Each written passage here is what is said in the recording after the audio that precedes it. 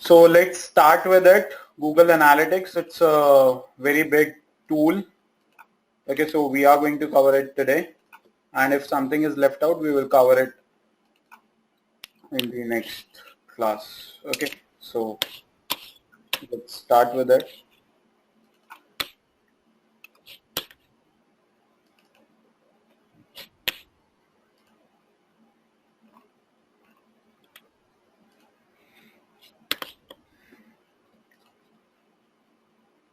Okay, so first of all, before starting, let me take the case study so that you can understand how important this tool is. Okay, so EA Sports, you might heard of Electronic Art. This is one of the biggest company in the gaming section by revenue. It is the third largest company in the world, and they have just built one game, that is SimCity. Okay, that is an open-ended city game like GTA. Okay, they developed it, and they were preparing to sell out to make the pre-sales.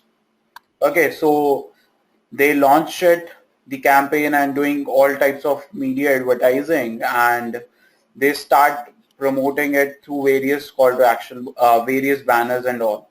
But they are not getting the expected results.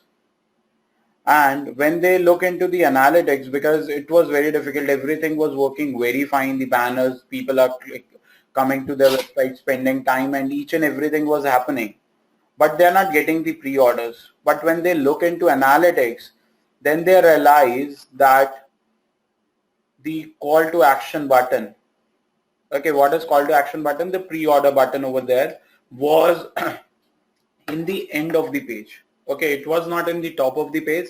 That's why they are getting a very less number of registrations. They were in 30% loss. When they move that button in the top positions, in the top page, in the header part of it, then the pre-orders were increased by 44.3% without offering anything. They are not offering any discount, anything, but their orders were increased by 43.4%. You can imagine how Google Analytics will play a big role in digital marketing. You can imagine the revenue was increased by 43.4%, which is just half of it. It is that big, surprisingly. So you can imagine how important the Google Analytics is. So it is reading out the data only, but you have to read out data and take out the meaning of it and then convert into a marketing strategy that you have to understand. So let's start with it. Okay, so what we are going to learn is introduction to web analytics, data collection method, web analytics process, tools. In tools, we will be working on Google Analytics only. Then we have audience analysis, content overview, conversion overview, best practices for analytics, and digital analytics associations, what are the guidelines and all. So let's start with web analytics. Okay, web analytics, how the process is, if I want to define what is web analytics, it is the measurement, collection, analysis, and reporting of internet data.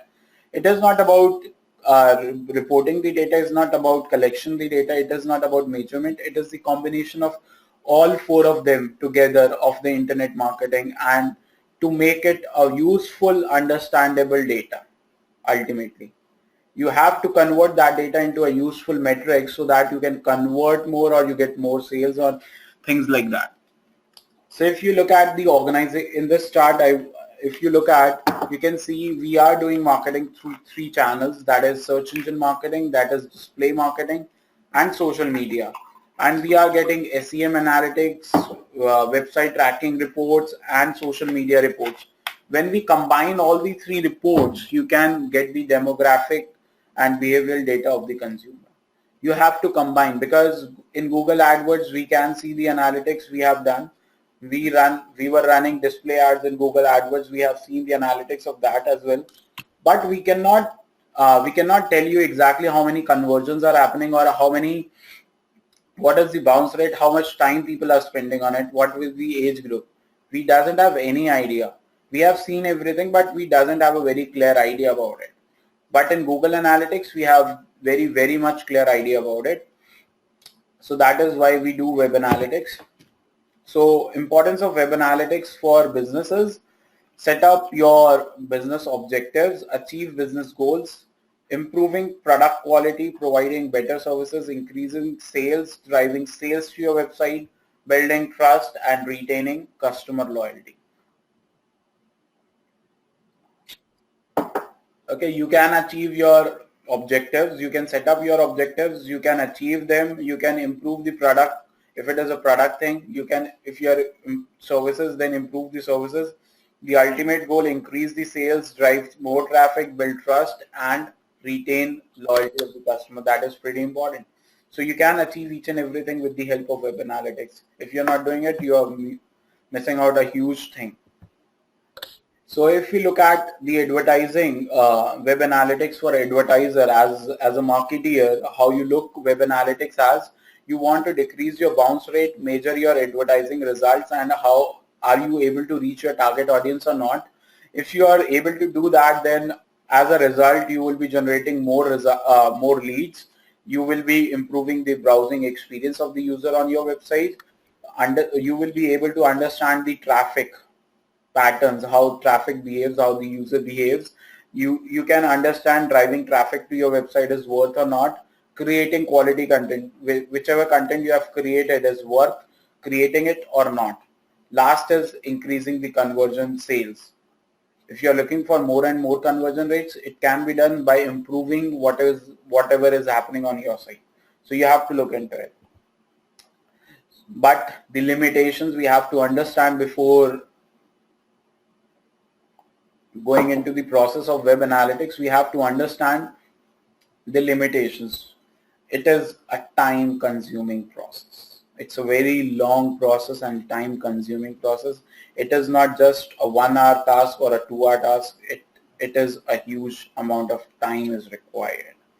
Apart from that, starts capturing data after the web page is loaded. If somebody clicked on the SEO result, okay, and going to the website, and if our website is in the phase of loading and it is not loaded fully, you cannot capture that. Okay, you cannot capture that guy or the user. So that is again a problem. Do not give etiquette information like why the user is visiting. Means there is no such option where user can tell you why he is visiting the website. The user what exactly user wants from you, what user are looking for, and what is the user age. Now user age you can answer, but it is still not that accurate. The fourth point is provides inaccurate visit counts.